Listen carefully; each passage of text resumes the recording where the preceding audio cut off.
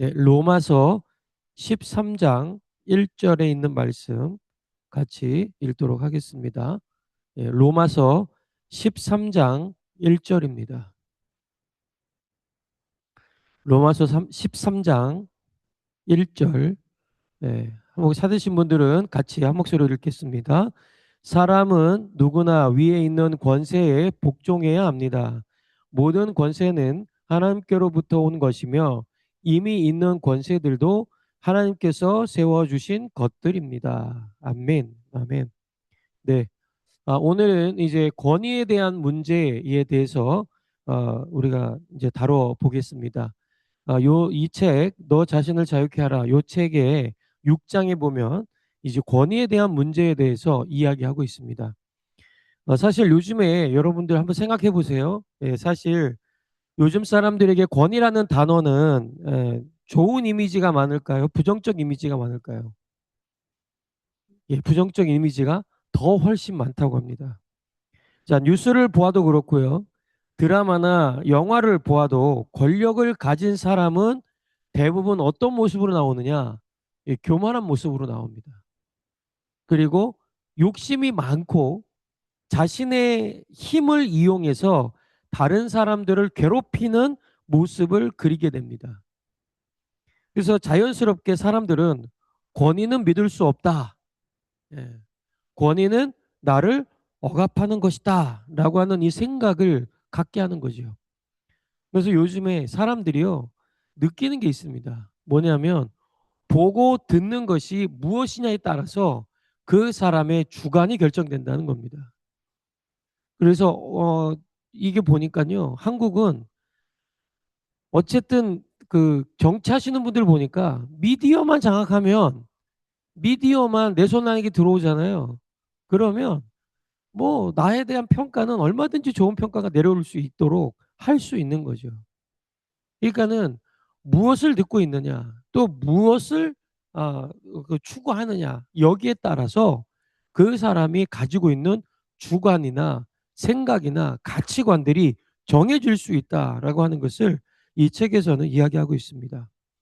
근데 조금만 생각해 보면요, 이런 생각을 하게 된 이유도 있다고 이제 이 저자는 이야기합니다. 우리 주변에 부모에게 상처를 받은 사람도 있을까요? 없을까요? 예, 있죠. 부모에게 상처받은 사람도 있고요.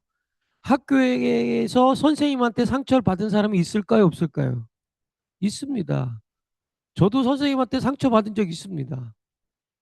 저는 분명히 떠들지 않았는데 떠들었다고 저를 지목하고 나와 해가지고 그 당시에는 지금은 그랬다가 큰일 나지만 그때 딱이 3대 맞았어요. 너무 억울한 거예요. 난 그냥 입 다물고 가만히 앉아 있었고 공부하고 있는데 또 떠들었다는 거예요. 네.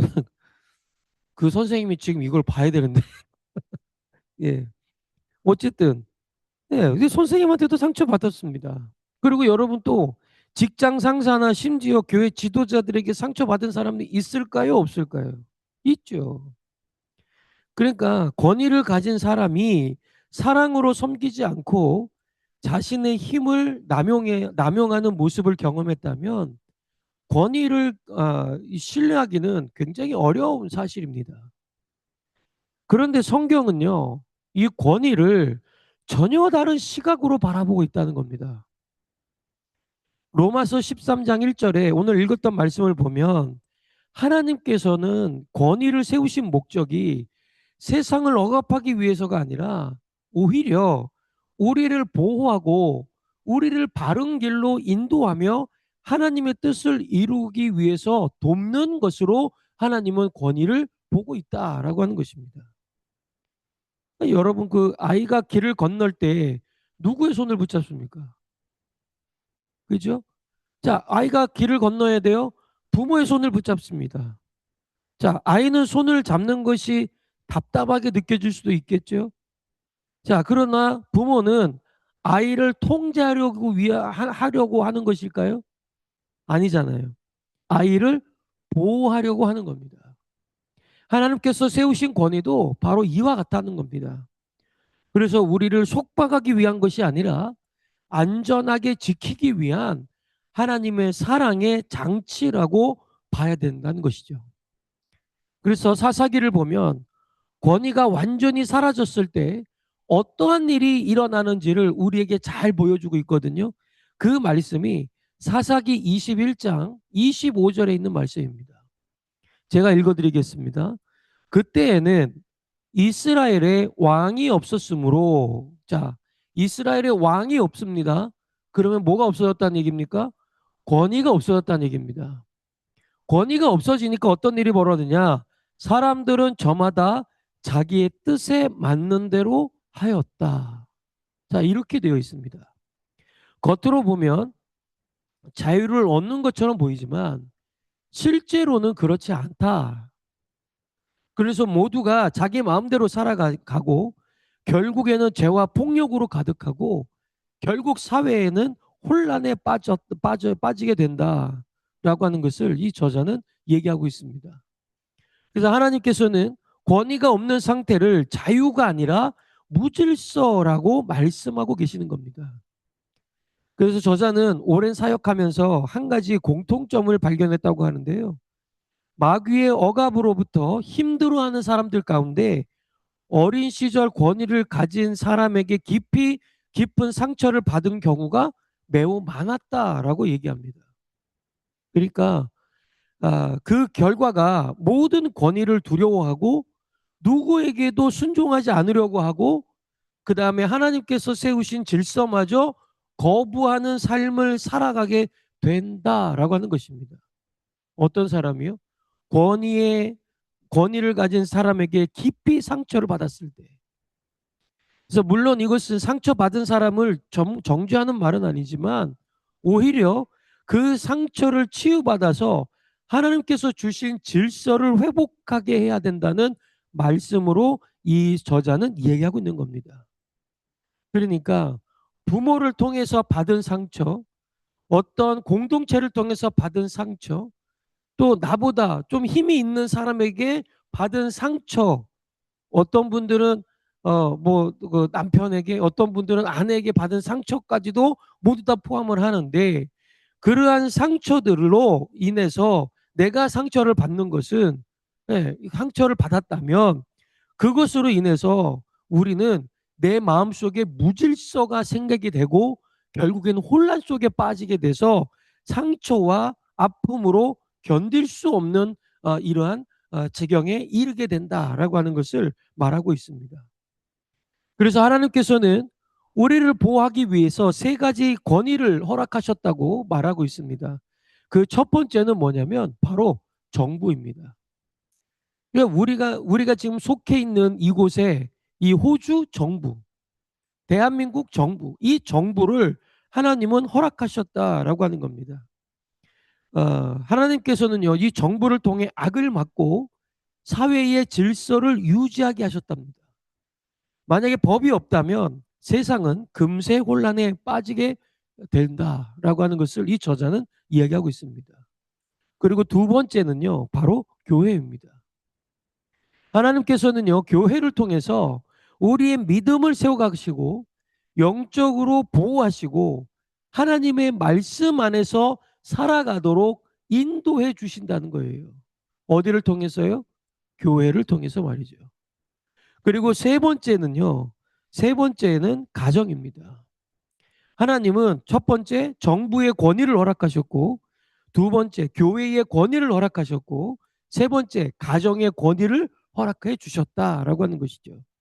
그래서 결국 부모는 자녀를 사랑하고 사랑으로 양육하고 훈련하며 올바른 길로 이끌도록 하나님께서 세우신 권위가 있다라고 하는 것입니다. 이처럼 하나님께서 주신 권위는 우리를 이용하기 위한 것이 아니라 우리를 뭐 하기 위해서? 보호하기 위해서 우리에게 주신 울타리다라고 하는 것입니다. 자, 그래서 권위는 우리에게 우리 삶에서 크게 세 가지 일을 한다고 합니다. 권위가 하는 일, 이 세 가지가 있는데 첫 번째 권위는 따라서 해봅시다. 권위는 가르쳐 줍니다. 네, 권위는 가르쳐 주는 겁니다. 무엇을 가르쳐 주냐? 우리보다 먼저 인생을 살아온 사람들은요, 정말 많은 경험과 지혜를 가지고 있습니다. 그래서 부모가 자녀를 가르치고 목회자가 말씀을 전하며 믿음의 선배들이 조언해주는 그 이유, 예, 그 우리의 삶이 더 건강하고 복된 길을 걸어가도록 돕기 위해서입니다. 그런데 이 자녀들은 이렇게 돕기 위해서 우리가 얘기를 하는데 그것을 뭐라고 생각하죠? 잔소리라고 생각하는 거예요. 그러니까 그 권위에 순종하지 못하니까 하나님께서 주시는 그 통로를 이 아이들은 그 순간에는 잡지 못하고 있다는 거죠. 그러나 끊임없이 그것을 우리는 어떻게 해요? 가르쳐 줘야 된다는 거예요. 가르쳐 줘야 돼요. 끊임없이.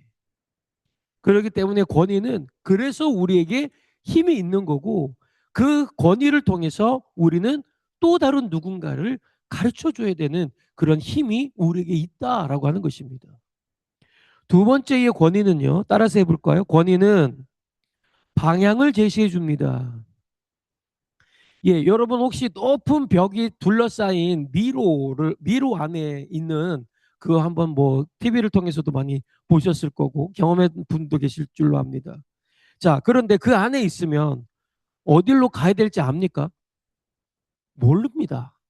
그러면 어떻게 돼야 되냐면 조금 높은 곳에 가서요. 이 전체를 보면 어떻게 될까요? 길을 보이게 되는 거죠. 그죠? 예. 하나님께서 세우신 권위는 바로 그런 역할을 하는 겁니다. 그래서 우리보다 더 넓은 시야에서 우리의 삶을 바라보며 바른 방향을 제시해 주는 것이 바로 권위가 하는 일이라는 거죠. 그래서 여러분들도 우리가 자녀들에게 어떤 것을 말해줄 때, 가르쳐 줄 때, 또 방향을 제시할 때, 먼저 우리가 있었던 경험, 또 하나님이 우리에게 주신 마음을 가지고 우리가 아이들과 또 누군가에게 대화를 할 때에 하나님은 거기에서 진정한 권위를 맛보게 한다라고 하는 것을 이 저자는 저희에게 얘기해 주고 있는 겁니다.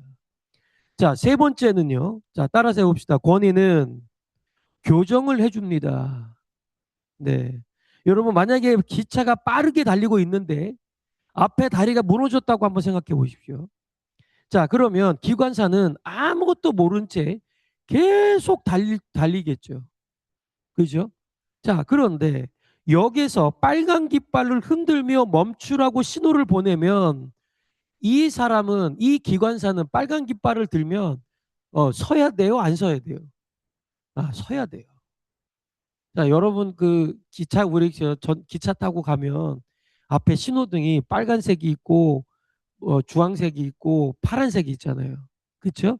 그것도 기차도 그냥 막 다니는 게 아니에요. 그 신호 보고 다니는 거예요. 그러니까 파란색이 있으면 그냥 가도 된다. 근데 빨간색은 무조건 서라. 이거예요. 근데 이 신호를 무시하면 어떻게 됩니까? 대형 사고 나는 거예요. 예. 바로 권위라는 게 이러한 거라는 거예요. 예. 그래서 우리가 이 신호를 멈추라라고 신호를 주면 그 신호를 따르는 것이 결국 생명을 살리는 길이라면 권위는 우리에게 위험하다는 것을 알려주고 잘못된 길에서 돌아오도록 도와주는 하나님의 도구가 바로 권위다라고 하는 것을 말하고 있는 겁니다. 자, 그렇다면 우리가 권위를 어떻게 대처해야 될까요? 첫 번째, 따라서 해봅시다. 권위를 존중해야 합니다. 예, 권위를 존중할 줄 아는 우리가 돼야 된다는 거예요. 존중한다는 것은요, 그 사람이 완벽하다는 것이 결코 아니다라고 하는 거예요. 자, 우리가 여러분들이 저를 인정해 줄 때 제가 완벽하기 때문에 여러분들이 저를 인정해 줄까요? 아니에요. 완벽하지 않지만 인정하는 거예요. 하나님께서 세우신 질서를 존중해 주는 거예요. 예. 다윗은 자신을 죽이려 했던 사울 왕을 어떻게 했을까요?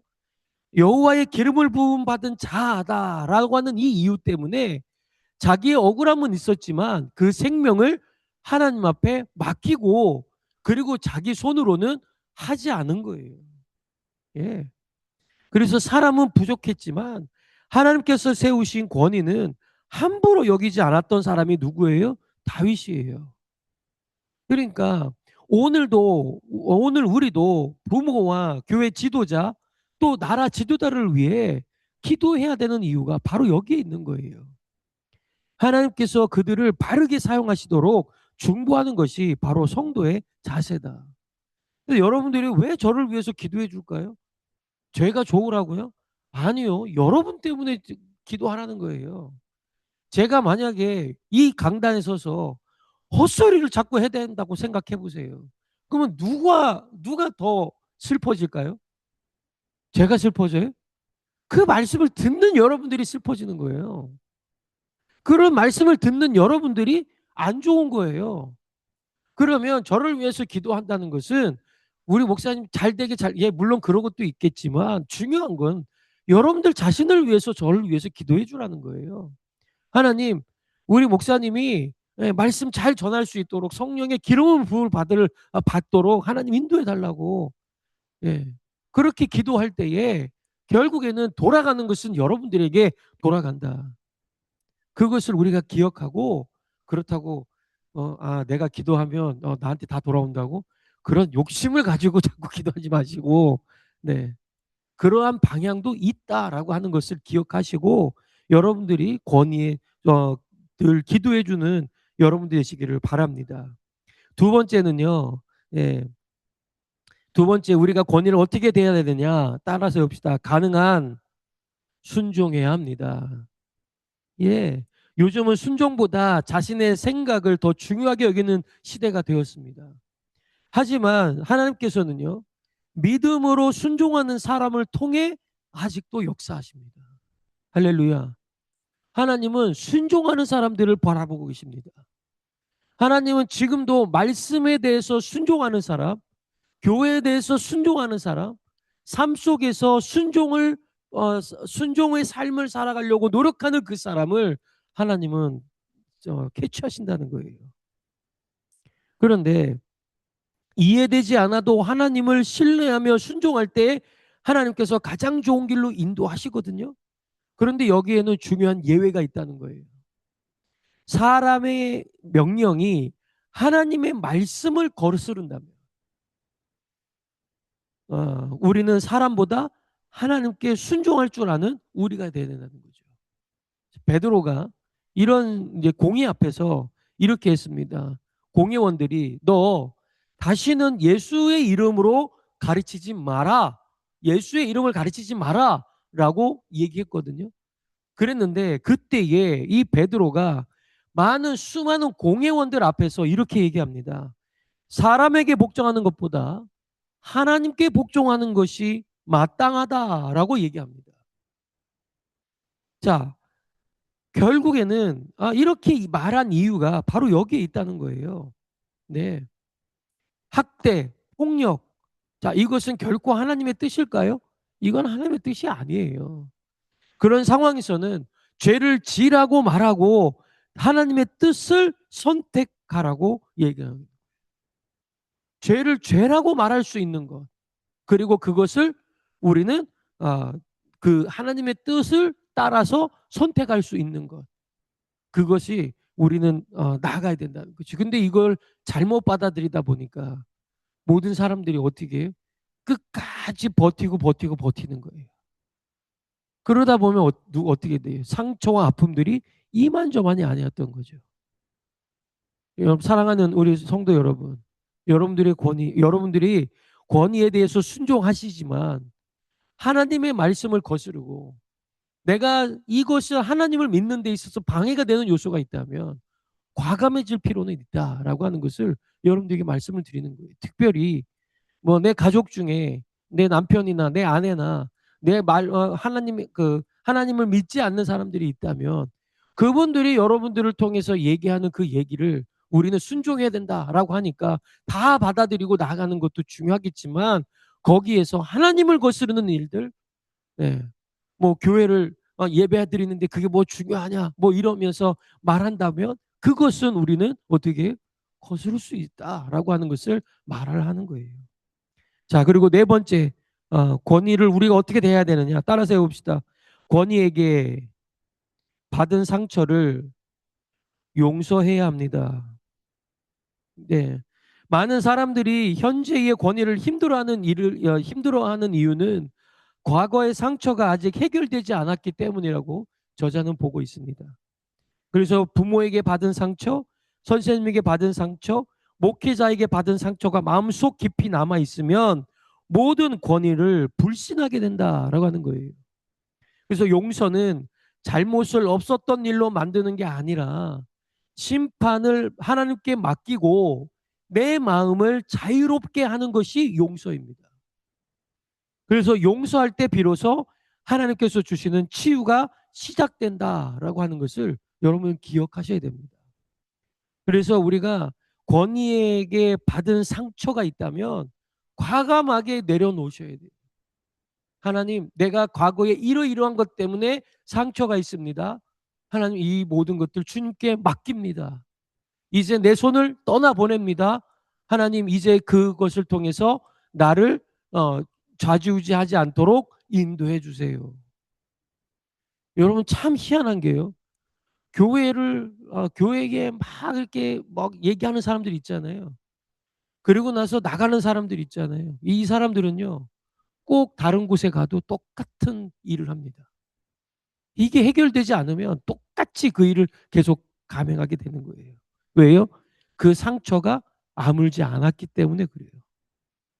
그래서 저도 어떤 분이 이제 그렇게 해서 나 그냥 교회 나갈래. 그러면 이거 해결하지 않으면 당신은 똑같은 삶을 산다. 저보고 그랬거든요. 웃기지 말라고. 그러면서 나갔는데 어디 가도요. 똑같아지더라고요. 여러분 그러기 때문에 여러분들이 권위에게 받은 상처는 반드시 용서를 하고 나아갈 때 하나님은 비로소 여러분들에게 자유함을 허락하시게 된다는 것을 기억하시기 바랍니다.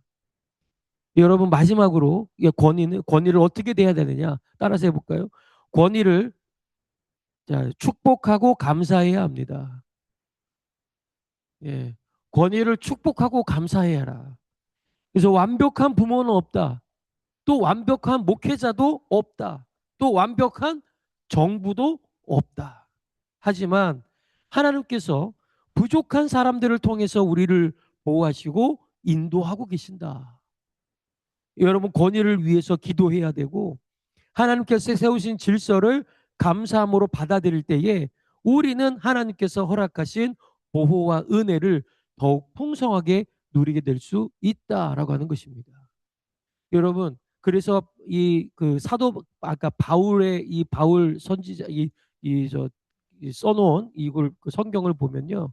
그 당시가 네로 황제가 아주 뭐 판을 치고 있을 때거든요. 이 네로 황제는요 아주 악한 왕 중의 왕입니다. 그러니까 아주 이 사람보다 더 사악한 왕이 없다라고 할 정도로 세상에서 가장 악한 왕 하면 네로 황제를 뽑는데 이 네로 황제가 하는 일들이 기독교인들을 핍박하고 조롱하고 그 다음에 이 기독교인들을 어떻게 하면 못 살게 굴까 여기에 초점을 맞췄던 사람입니다. 그런데 이 바울이 뭐라고 하는 줄 아세요? 사람은 누구나 위에 있는 권세에 복종해야 한다. 오늘 이 말씀을 해내고 있는 거예요. 하나님께서 그걸 허락하셨다면 우리는 그 권세에 복종하고 그리고 따라서 나가야 된다. 여러분 우리가 하나님 믿는다고 나는 이 법대로 안 살아요. 그러고 나서 자동차로 막 그냥 내가 가고 싶은 대로 왔다 갔다 막 하고 뭐 카메라 있는 거 뭐 다 무시하고 한번 다녀보세요. 어떻게 되나? 어떻게 돼요? 네? 상상도 하기 싫죠.